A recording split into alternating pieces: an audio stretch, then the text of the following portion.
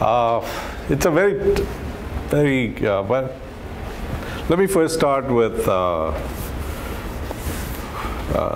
definition of marketing, okay? Most people assume that marketing is marketing communications, it's something, how do you make brochures, online presence, making people aware of what you do. Other people think, like at a meeting this morning, I met with some people, they just assumed that marketing was sales management, that they were salespeople. So marketing essentially to me is really this big elephant, what I call strategic marketing, which encompasses a lot of different aspects.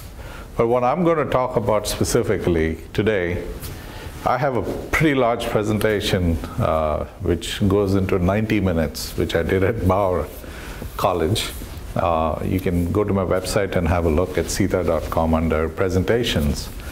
And I have an even longer one, which is going to take 18 hours next semester at Rice University, where I'm going to teach marketing in the energy industry. And I have a very complex flow chart, which I'd be happy to share with you. But at this particular point, when you're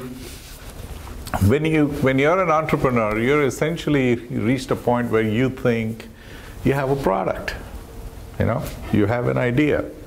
So I'm just going to go through some very simple, important first steps, if you will. There are a lot of details. I mean, the devil is in details. By the way, I also co-founded a company called Point Cross. And I will be going back as the interim president of their E&P business. I started yesterday, so nobody knows. Thank you. But that allows me to do my fun stuff with my consulting, teaching, and whatever I want to. But now I have the responsibility of growing a business too. But the whole idea for entrepreneurs, having been entrepreneurial, to give you an idea, I've been entrepreneurial, or the buzzword at that point was intrapreneurial. I commercialized 3 major technologies in the oil and gas industry. The first one is logging while drilling at Sperry Sun. It was a startup, literally, 0 revenues. NL Industries bought Sperry Sun to take it to market. I mean, funded extremely well. And I was the first marketing manager for it, literally an Indian and cowboy country. And I helped grow it from 0 to 20 million, and then I got bored. Today it's more than $2 billion within Halliburton. Then I went to Baker Hughes, ran North American operations for a technology that we licensed from Shell in production automation. Ran that before I got attracted to this startup called Landmark Graphics. Landmark Graphics is a software company in the seismic, 3D seismic interpretation. Completely different arenas, if you will, from in the oil and gas industry. I joined and helped it grow from about 15 million to 110 in 2 years. I was vice president of marketing there. But my marketing is very different from your traditional marketing, which is brochures and stuff. This is really the whole idea behind my kind of marketing, or what I was taught in when I went to graduate school. Almost got a PhD in consumer behavior. Was the underlying principle. It becomes easier later on in life to express the underlying principle in this way. All performance is a function of skills and luck. There's always uncertainty out there, uncontrollable elements, or controllable, but there's a combination of skills and luck. In poker, okay, you really shouldn't be playing the game if you're not terrible at figuring out probabilities, because that's your entry ticket to play the game. But what you need to do in order to win these tournaments is to develop competitive playing skills. The other way around in the business world, when you go to Rice and other universities, get your MBAs, what you're taught are skills. You're taught competitive playing skills. However, what you don't get into is figuring out how to improve your probabilities of success. Okay, how do you do your analysis and synthesis to reduce your cone of uncertainty so that when you do take products to market, you become very successful? That is not what I'm going to talk about today in great detail, but that is the concept I want you to remember. Always focus on reducing your cone of uncertainty in the best way possible. And some of the ways of doing that, I mean, let me see, what do I do? Go down, go to the side, do that, what do I do?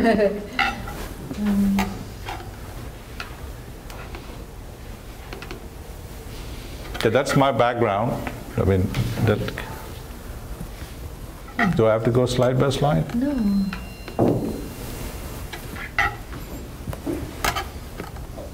Emily?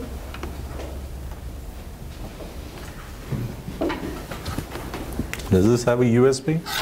Yes. I have a PowerPoint. It'll work. It should work. Okay, yeah, let me just get that. Sorry about that. So did you open your PowerPoint? We just tried the slideshow.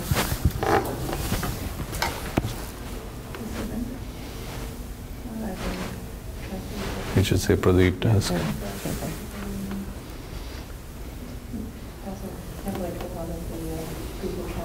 That's. There you go. Now I can go to the next slide, right? Okay, this is kind of my background. I mentioned the first things, and these are all the kinds of companies I consult with. They are in the oil and gas, engineering, manufacturing, technology, and other industries. I don't do retail. However, I do understand it. Apologies to the folks who expect some retail insights, and I don't have those. So, guide for entrepreneurs. Most important thing you have to constantly think about, some 7 simple rules. The first one is focus on value. The purpose of a business, okay, are these 3 elements. I want to make sure you understand it. Get and keep customers. Those are not, words of wisdom that I have created. This is from Ted Levitt, kind of marketing guru, somewhere about in the 1950s or 60s. Get and keep customers, and the method of doing it is deliver value to your customers. But at the same time, you've got to be cognizant of the fact that you have to extract some of that value for your stakeholders. So it's a balancing act between delivering value, extracting value, while at the same time you've got to get and keep customers. So there are these 3 elements you need to focus on. The other element is, as entrepreneurs, you have to be in the business of increasing market value of your enterprise, right? And this is something that you need to understand, which is, it's usually tied very intimately with increasing earnings. Okay, when you look at those slides, market value, it's P ratio times earnings, multiple as they call it. You have to increase earnings, and what I focus on is increasing revenue and quality of revenue. And there are only 5 ways of doing that. Take advantage of market activity, with a rising tide in the market. For example, during the dot-com days, the market activity was so high that tide raised a lot of boats at that particular point. Internet, for example, but in current days, you've got other elements of the internet which is allowing social media, for example, is a rising tide. And that's going to help a lot of social media related. So you got to look at what is the market driver that your business is sitting on that will, once that tide moves in that direction, or rather rises, how it will raise your boat too. The second one, and this is in order of increasing risk, okay? The lowest risk is taking advantage of wins and getting it into your sales. The second one is improving pricing effectiveness. All the MBAs you've been through in this room that you have, how much have you really focused on improving pricing effectiveness? Have you learned? There's a pricing course. I know there is a pricing course. How many of you have taken it? Okay, that's my point. If you cannot, you absolutely cannot get into marketing a product if you don't understand pricing in all its intricacies. Because you want to increase your market value of your business, you want to get a better multiple on it, you have to increase earnings, which means you absolutely need to know absolutely astute pricing. You've got to because that's the only way you're going to extract value for your stakeholders. Okay? Third element, increasing market share now. There are ways of doing that. Okay? There are ways of doing that because every customer, you've got to walk them through what I call the 5 stages, which is awareness, interest, trial, purchase, and repurchase.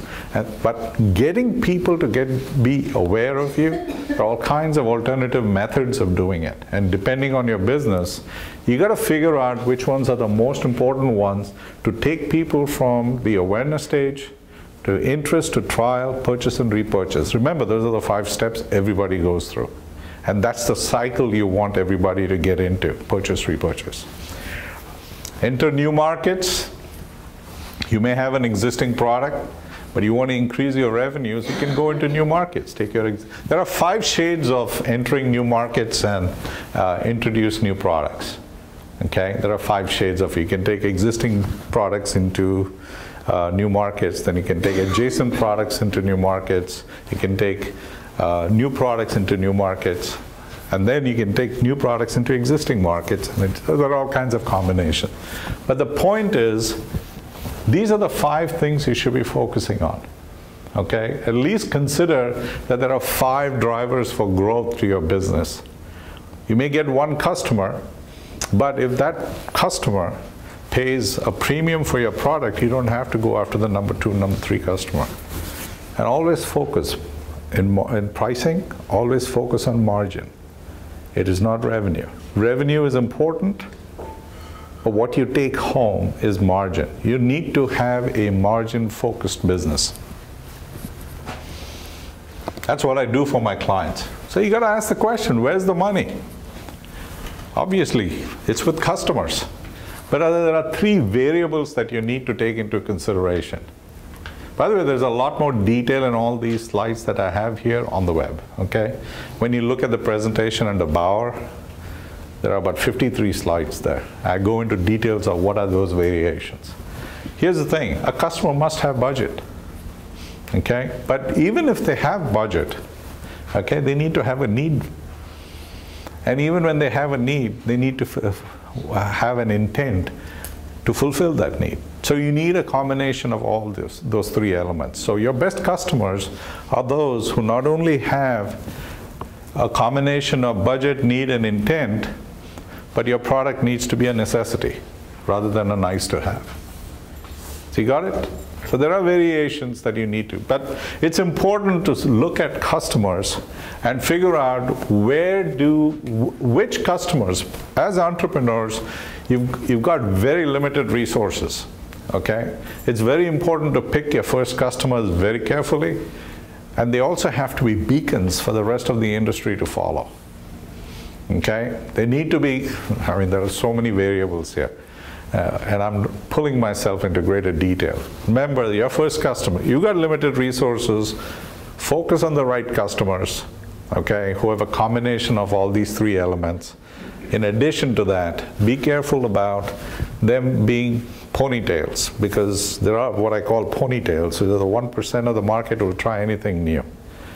You should avoid them and go for people who will be beacons and will speak about your product to some other people, because they are the best unbiased reference for your product or service. Okay? Competition. I love to talk about this. When I ask the question about who's your competitor, that's where the money is, by the way. They're the ones. People are doing something right now to fulfill a need. As an entrepreneur, you're coming up with products and services that are replacing them. Doing nothing, by the way, is waste for me, which is also a competitor, okay? So don't ever assume doing nothing is not a competitor, because you still have to overcome objections to doing nothing. So there are all these different types of competitors who are actually taking money away from your pocket. You have to think of it that way, okay? There are direct competitors. I can think of a lot of examples where Do you think Barnes and Noble and I'm going to use retail examples, they just have to come up. Barnes and Noble ever expected Amazon to be such a significant competitor in the 1990s? No, because they were on the internet. They didn't have brick and mortar stores. That old model was that books need to be sold in brick and mortar stores. Okay, that's not going to happen, and that didn't happen, and Amazon took away a big share. Advertising companies, media, a lot of changes have taken place because of indirect competitors, adjacent businesses, substitution. Another source of competition is actually your own suppliers. You could be supplying to somebody and you can take away some share of their business. So you got to constantly think about, okay, you got to think, these are also customers, okay? When you're a supplier, reverse, your supplier can take business from you. This is exactly what, for example, when I was at the software company, IBM was a hardware supplier, and we were a tiny company compared to IBM. And IBM had these horrendous contracts that we needed to sign, and there was no way we would sign it unless they signed a contract saying they would not get into our business. I mean, they were coming from the 1960s, and we were in the 1980s and 90s.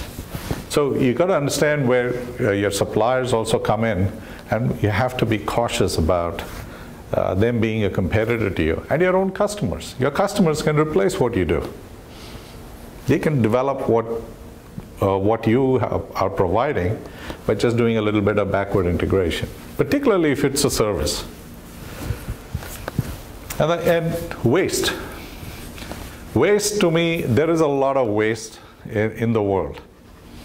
I mean, whether you're looking at, you don't think so? Oh, no, yeah. You agree? Yeah. There's an incredible amount of waste in the world. So you should be looking for those little scraggly little areas where there's so much waste that you need to provide products and services, but not. People sometimes don't mind the waste, and therefore I look upon that as a competition for the dollars that need to belong in my pocket. Okay? You get a perspective now? If somebody is absorbing dollars from you, they're your competitor.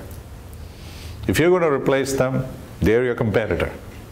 And it could be waste, it could be an adjacent business, it could be a substitution. I mean, think about it. We went from natural materials to polymers, and now we're talking about composites. Nobody even thought that polymers were going to be competitors to, hydrocarbons were going to be competitors to cotton, or carbon is going to be, carbon molecules were going to be competitors, nanoparticles were going to be competitors to hydrocarbon products like these. So there are a lot of changes taking place, and they're all coming from very, very different areas. Pay attention to that. The other important thing amongst a whole host of things is you've got to know why customers buy from you or your competition. Why do customers buy from you or your or why should they buy? There are only three reasons, and they don't, even though I put them as three separate axes, they're not necessarily mutually exclusive. I just put them three separate so that so don't go mathematical on me. Okay, for example, uniqueness could be part of value, and trust could be part of value. But if I just say value, then it doesn't really convey what is important in the market. But these are the three elements you need to have. You need to have value, competitive value, incremental competitive value for the customer. You have to be different. Very important. You have to be different in an important way. It's not just good enough to be different, but you have, remember this statement. This is my mantra. How are you different in an important way? It's not adequate just to be, you see this in the music industry. Lady Gaga, for example, she's very different, right? Okay, but is she different in an important way? Her music. Remember, think in terms of the talent exists. I mean, she's the equivalent, today's equivalent of some of my heroes, and that was David Bowie. Okay, David Bowie's music was fantastic, but then he was like Lady Gaga, very much like her, more so like her. So the point is that uniqueness is important, and sometimes it is something that attracts attention, but the uniqueness combined, her externality combined with her uniqueness in terms of her own music makes a big difference. And the same thing happens, and I'll tell you, you cannot imagine how important that incremental uniqueness would be in terms of value. The software company I was with, our product cost about $75,000, $70,000. Our competitor's product cost $25,000. People assumed they were pretty similar, but we were a tad better. But we were also considered to be very unique and large, and we were not. But we just created that Gaga kind of image. But we had 90% share, even though our product was 3 times as more expensive. So you got to understand that it's important to do those 3. Most important part was they could trust us. Okay? Without trust, and there are 10 dimensions of trust that you need to understand. I'm not going to go into that. But you can do the research, okay? What is trust and how do you create it? Trust is a contextual situation, in the sense there are 2 parties. So there is a context of the truster and the trustee, okay? Have a look at the dimensions out there, and you'll begin to realize that this is something that anytime you go to market, you have to be able to convey that. You understand what I'm saying? Why should you trust me? You know, you could be very skeptical, and you don't have to trust me, in which case I have to work incredibly hard to convince you. So it is not only what I am, but what you are. You understand what I'm saying? So it's contextual. So you got to understand there will be a range of contextual people for entrepreneurs, particularly when people already do things in a particular way. You'll find that 95% of the market don't want to change. You got to go after 5% of that market, not that little 1% ponytails, but the little, very small sliver of the market who are going to be your first customers. And for those people, you should come across as being trustworthy. It is not difficult to do that. You know, if Homeland Security can do profiling, so can you. In the marketing business, people have been profiling for the longest time. It's called segmentation. Do it very carefully. Understand your customers. Understand who are the ones that you need to focus on, and especially who are the ones who will trust you almost immediately. You got to look for those parameters. I can tell you there are 3 components related to the truster and 7 components to the trustee. Go look up the internet, the information is there. Okay? Would you do that? If I remember the professor's name who's written the book on it, there is a paper on Harvard Business Review, their blog. They have a paper on trust. Just if you have access to it. I don't remember. But just remember that it's contextual. He talks about 3 elements about the truster and 7 elements related to the trustee. I have it here. I mean, if you're interested, I'll show it to you on my machine. It's not here. Pick your first customers carefully. I love this particular graph because it really works.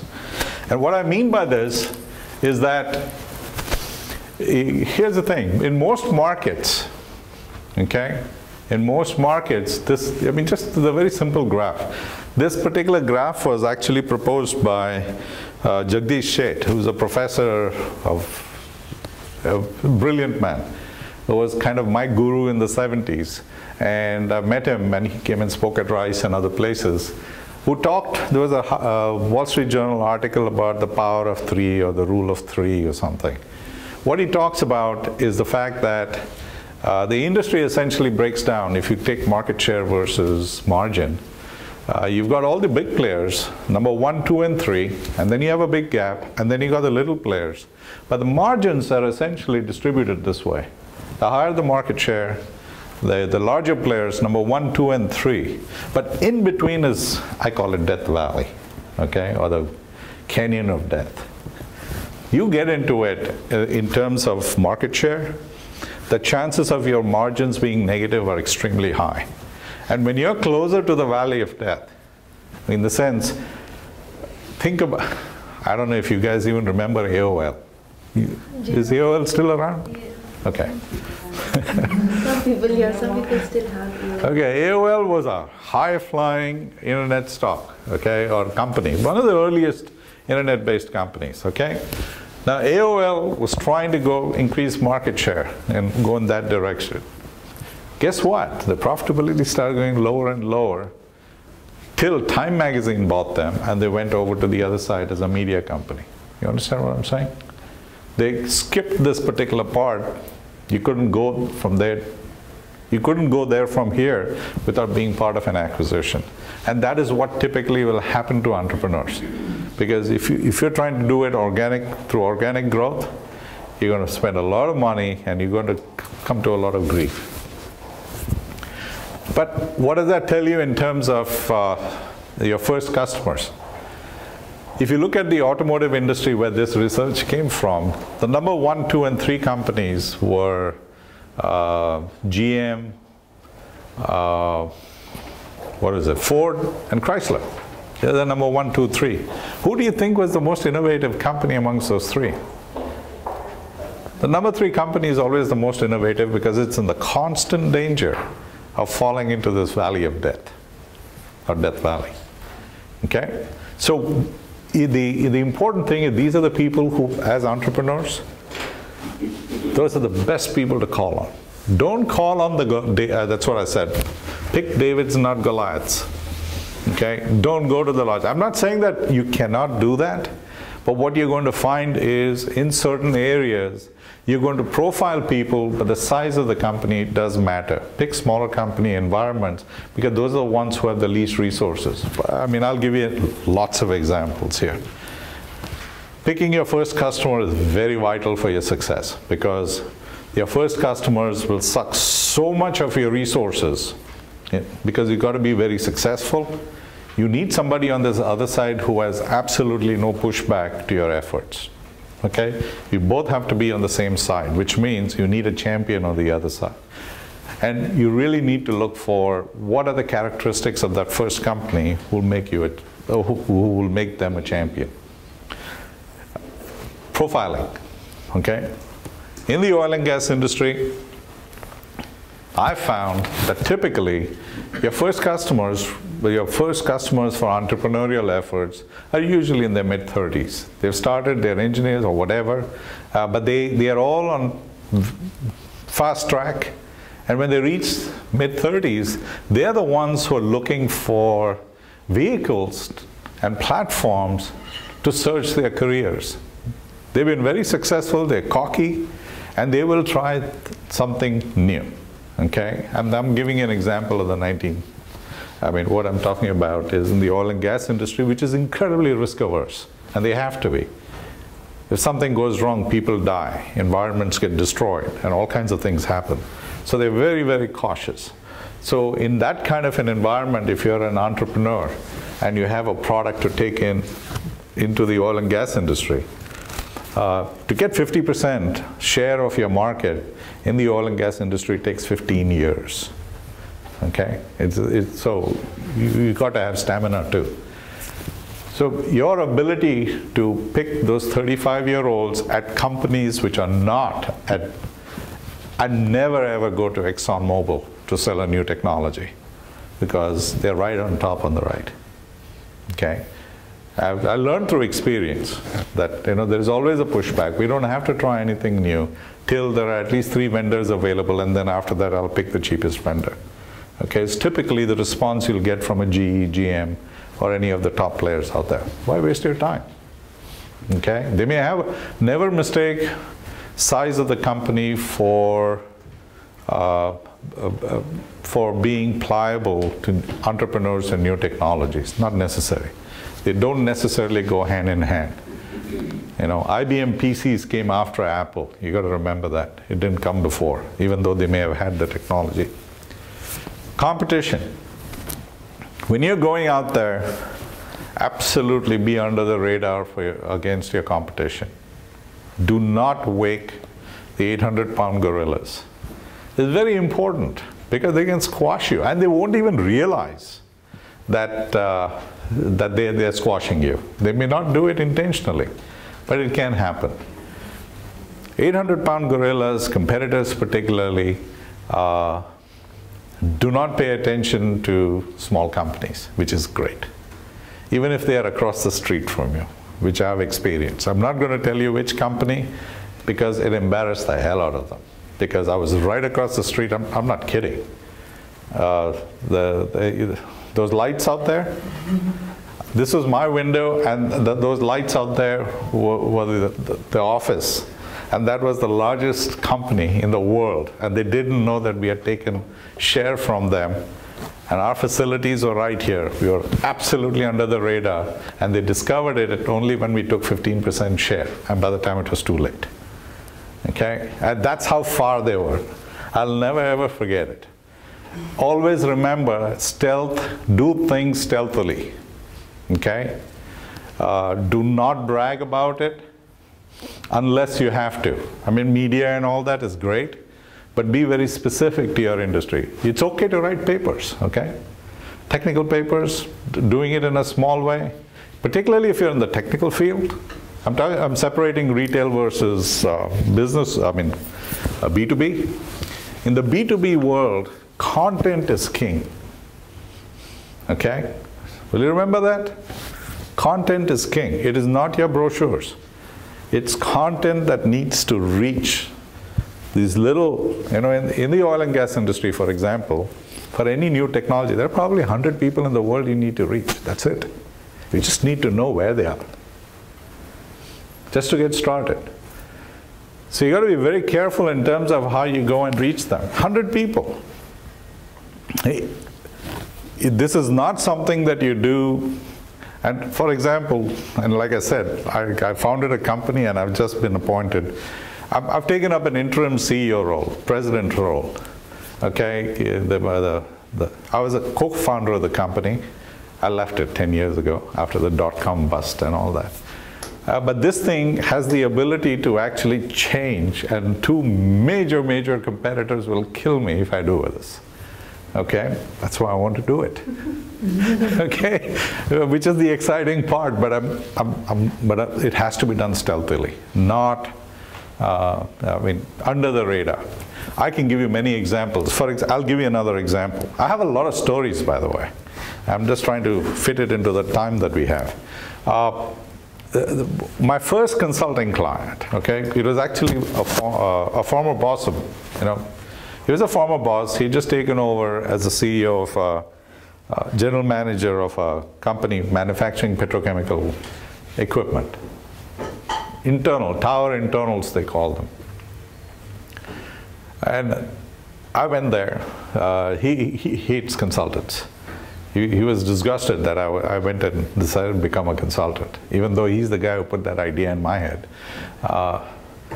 So when I went over to their meeting, there was an international VP was saying that you need to spend $2 million to open an office in Singapore because all new petrochemical plants are being built in the Eastern Hemisphere.